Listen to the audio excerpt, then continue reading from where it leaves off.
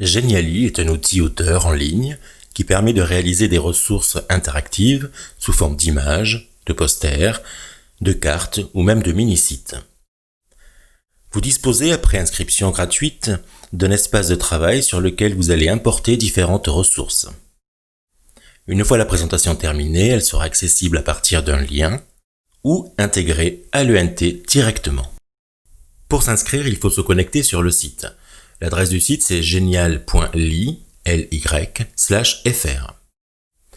Vous arrivez sur cette page d'accueil, il suffit de cliquer sur « Créer un compte gratuit ». Vous devez saisir une adresse mail, un mot de passe à confirmer, bien cocher « Avoir lu les conditions d'utilisation » et cliquer ensuite sur « M'inscrire ». Voici un exemple de présentation avec Geniali.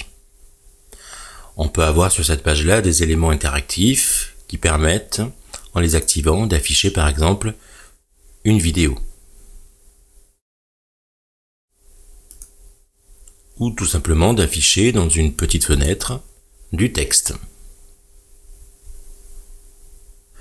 Un autre exemple d'utilisation de Geniali, c'est de créer différentes pages dans lesquelles on peut naviguer de l'une vers l'autre.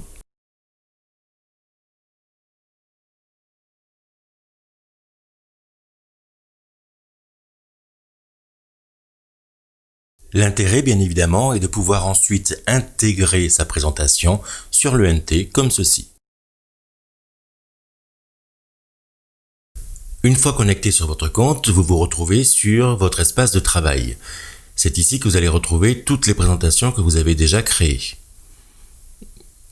Vous pouvez supprimer une présentation en cliquant ici sur les 3 petits points et puis sélectionner « Éliminer ». Vous pouvez également définir, en cliquant sur le petit bonhomme, un collaborateur qui travaillera avec vous à la composition de votre présentation. On pourrait classer les présentations par dossier, mais on voit ici que créer un dossier, on trouve une petite étoile. La petite étoile signifie que c'est la version payante. Tous les éléments qui seront ciblés par cette petite étoile font partie de la version payante. On va commencer par créer un nouveau Geniali en cliquant ici sur « Créer un Geniali ». Le site vous propose plusieurs styles. On va essayer ici ce style-là. Il vous propose ensuite différents modèles que vous pouvez utiliser. L'inconvénient de ces modèles, c'est qu'il faut remplacer les différents éléments par les vôtres, mais toute la structure est déjà faite. Ça peut ne pas correspondre à ce que vous recherchez. Donc moi, je préfère toujours passer par une composition vierge en cliquant ici. On retrouve ici différents formats avec à chaque fois des dimensions différentes. Moi, je vous conseille de passer par cette icône-là en cliquant sur le bouton rouge Créer, puisque si vous passez par celle-ci par exemple, je vais le faire, il va vous proposer plusieurs diapositives avec des présentations déjà toutes faites, que vous pouvez bien sûr supprimer, modifier, etc. Mais l'inconvénient, c'est qu'on a toutes ces diapositives-là qui sont créées, et si on n'en a pas besoin d'autant, il va falloir les supprimer une par une. Donc moi, je conseille de passer directement ici. Et là, on se retrouve dans la partie édition. C'est comme un diaporama, on va pouvoir ajouter différentes pages ici. Dans chaque page, on va pouvoir ajouter les différents éléments qui se trouvent dans la colonne de gauche. Pour l'exemple de ce tuto, je vais créer 3 pages, donc je clique ici sur « Ajouter une page ». Je peux choisir un modèle prédéfini ou une page blanche. Je rajoute une 3e page. Je reviens sur ma première page et je vais écrire un premier titre en cliquant ici sur le A. Je peux choisir des modèles prédéfinis de titres. Moi, je vais juste choisir un titre simple.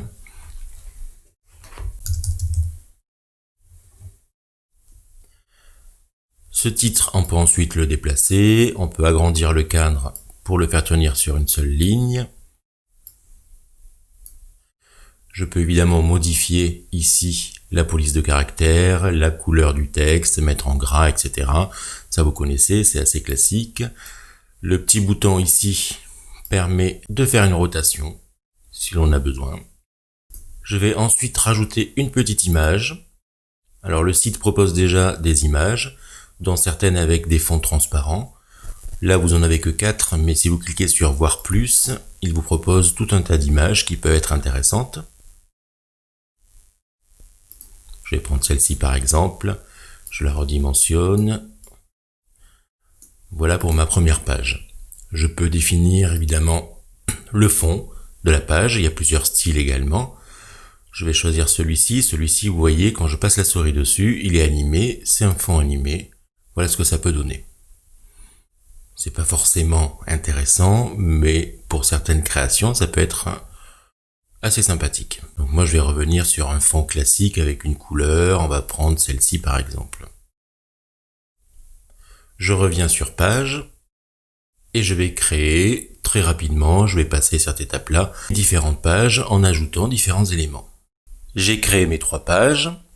Je vais maintenant visualiser ce que ça peut donner en cliquant sur le petit œil ici. On doit définir un nom à son Geniali.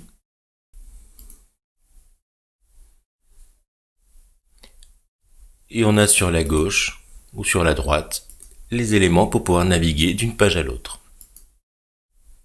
Je reviens sur éditer. À droite ici, vous avez une barre d'outils qui peut être intéressante. Vous avez vu que pour naviguer, j'ai dû cliquer sur les flèches à droite et à gauche de la page. Moi, ça ne m'intéresse pas. Je voudrais par exemple, sur la première page, faire un menu. Et cliquer sur un bouton qui m'envoie directement à la page 3 ou à la page 2, c'est-à-dire créer un mini-site. Donc pour cela, je vais ici dans l'onglet navigation et je vais pouvoir choisir microsite. Microsite, ça va enlever les éléments à gauche et à droite pour pouvoir naviguer d'une page à l'autre de manière linéaire. Pour créer les boutons, je peux très bien utiliser les éléments interactifs qui se trouvent ici. On a toutes sortes de boutons déjà créés. Un autre bouton, peu importe lequel je choisis, puisque de toute façon je peux changer le texte qui est à l'intérieur. Donc je vais prendre celui-ci par exemple, je le mets là. Ici je vais mettre page 2. Je vais enlever maintenant la petite flèche ici qui ne m'intéresse pas. Alors attention, on voit ici que tous ces éléments-là sont composés en fait de différentes parties. Un cadre, une zone de texte et une zone d'image. Donc toutes ces parties-là sont groupées. Donc je vais d'abord les dégrouper pour ensuite sélectionner la petite flèche et la supprimer. Et je peux ensuite déplacer page 2 pour le mettre au centre. Je resélectionne ces 2 éléments et cette fois-ci je vais les grouper. Comme ça quand je déplace un élément, l'ensemble se déplace en même temps. Je vais le dupliquer pour créer l'autre bouton qui s'appellera page 3. Donc CTRL-C, CTRL-V. Je modifie page 3.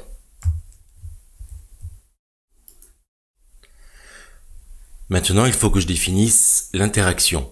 Donc en cliquant sur l'élément, mais c'est pareil sur tous les autres éléments, on a ici une petite icône avec un doigt qui pointe pour cliquer sur l'élément. Donc je clique dessus et là je peux choisir différentes options. Soit ça va créer une étiquette, c'est-à-dire que lorsque je passerai la souris sur l'élément, une petite bulle va apparaître en indiquant par exemple une information. Ça peut également ouvrir une petite fenêtre dans laquelle on mettra du texte ou une vidéo par exemple, ou aller à une page. Donc moi je vais plutôt choisir ici aller à une page et je vais choisir la page 2. Je sauvegarde. Je fais pareil pour la page 3. Le petit doigt qui pointe vers la page 3. Je sauvegarde. Et je visualise pour voir ce que cela donne. Si je clique sur page 3, j'atterris bien à la page 3. Évidemment, ici, il me manque le bouton pour revenir au départ. Donc, c'est très facile. Je reviens sur page 3, un élément interactif, Home, le petit doigt qui pointe vers la page d'accueil. Je revisualise en me plaçant sur la première page, page 3, le bouton Home qui revient sur la page d'accueil. Autre élément intéressant, c'est que chaque élément peut être animé.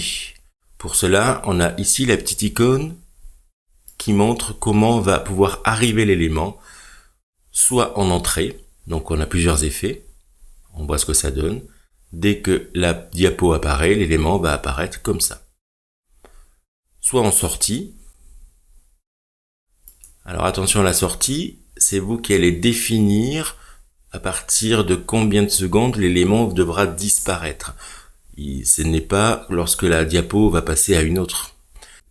Donc en entrée, je vais choisir par exemple apparaître comme ceci. On a ici la vitesse.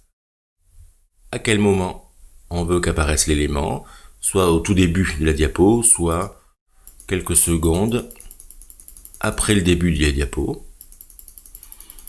Donc moi ce qui m'intéresse par exemple ici, c'est plutôt de sélectionner mes deux éléments et de faire apparaître le menu quelques secondes après le début de la diapo pour pas que l'on clique directement dessus, pour que ça laisse un certain temps pour visualiser la diapositive. Je visualise. Voilà, c'est quand même mieux. Et là, ça marche toujours, page 3, home, etc.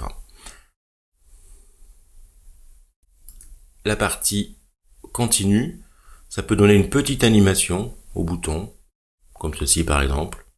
Impulsion, c'est pas mal. On voit ce que ça donne.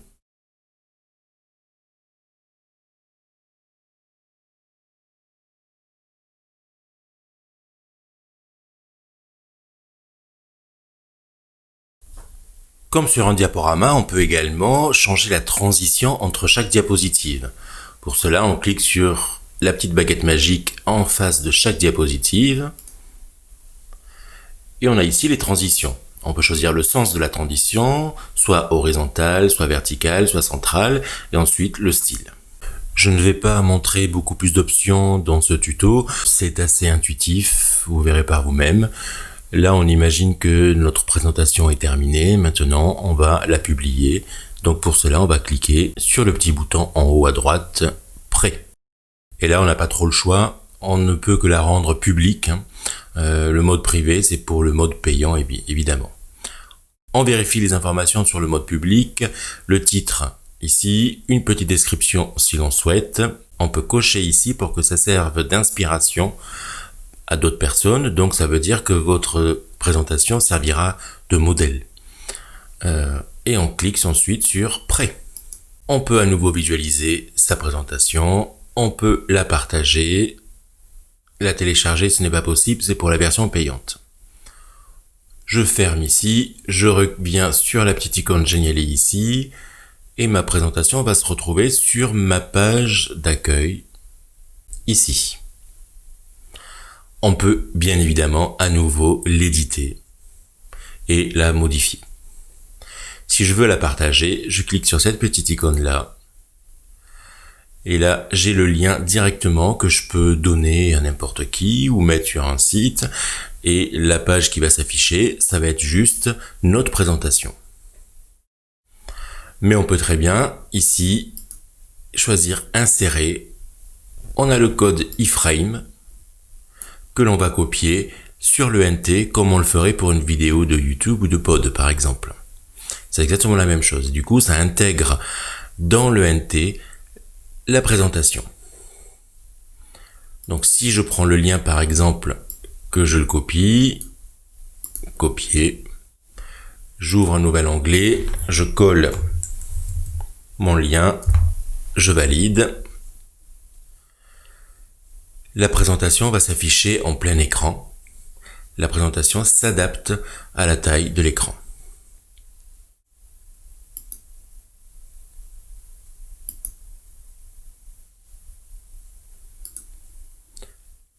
Voilà, j'ai montré les premières bases de l'utilisation de Geniali.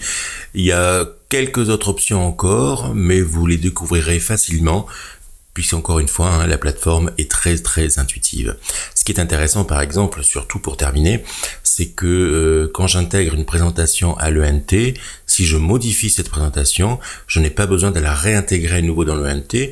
la modification se fera automatiquement également sur le NT puisque c'est juste un lien vers le serveur de Geniali sur lequel se trouve la présentation.